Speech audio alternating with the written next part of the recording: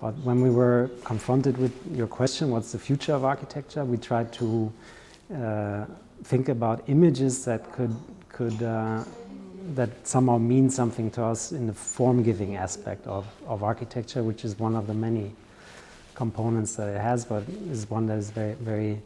important to us as well, since we don't only believe in the structuring powers of architecture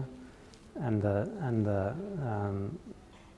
possibilities of giving possibility that architecture does, but also the atmospheric aspects that are in the realm of architecture. So the very first picture I showed is a picture, and it says underneath, it will tell stories. It's a picture by David Goldblatt of a hut, a clay hut in Africa,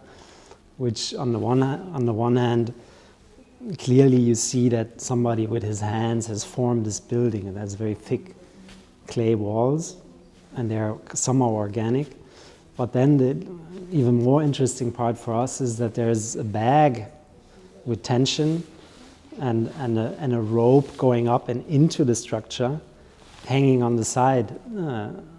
of this building. And we don't know if that's true, but for us,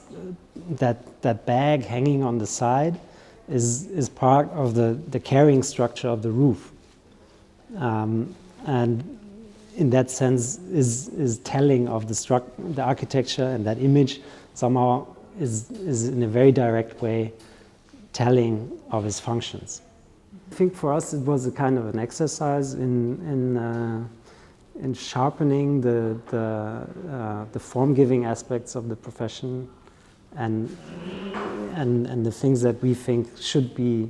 incorporated in them.